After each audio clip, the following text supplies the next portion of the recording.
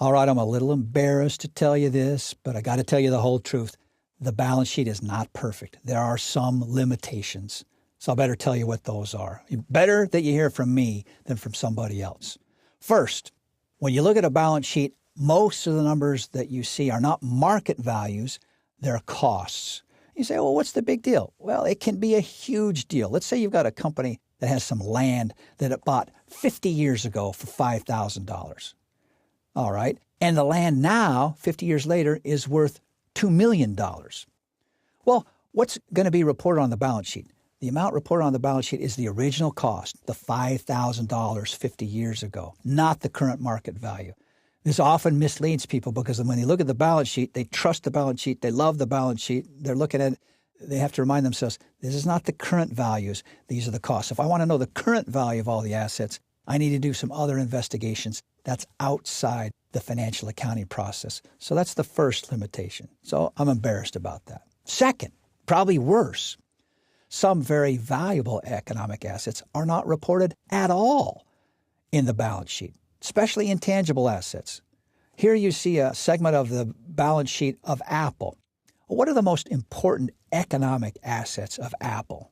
Think about this. Well, first, the logo itself, the name. Think how much would you have to pay to buy the worldwide rights to use that name Apple? It would be tens of billions of dollars. Same thing with the logo.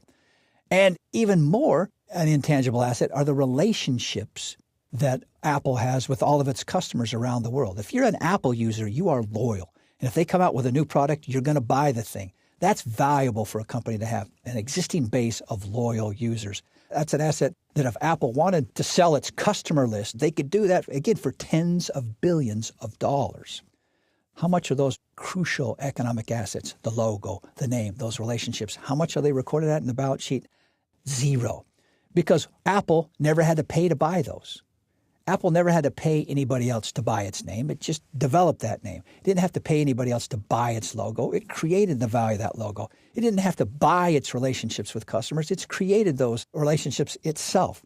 So the intangible assets that a company grows itself, creates itself organically, homegrown intangibles, I call them, are recorded at zero on a balance sheet. And for many companies, these assets are the most important ones they've got. The name Apple, the name Microsoft, the name IBM, the name McDonald's or Coca-Cola, all of those names are worth tens of billions of dollars, and yet they're all recorded at zero on the balance sheets of the respective companies. So accounting doesn't account for intangible assets very well at all. I'm ashamed. The combination of these two things means this. The value of a company on its books, the book value, we can say, is often not equal to the market value of a company. Well, let's use Apple here. Apple's total assets are listed there at $176 billion, which is a lot. And that's September 29, 2012. But I actually went out to do some investigation.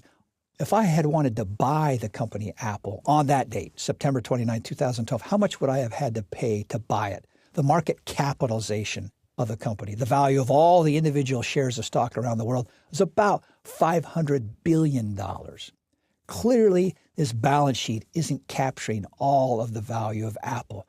People in the market are willing to pay $500 billion for this company, and yet we've only got reported assets of $176 billion. Most of the difference is because Apple has these huge, valuable, economic, intangible assets that are recorded at zero on the balance sheet.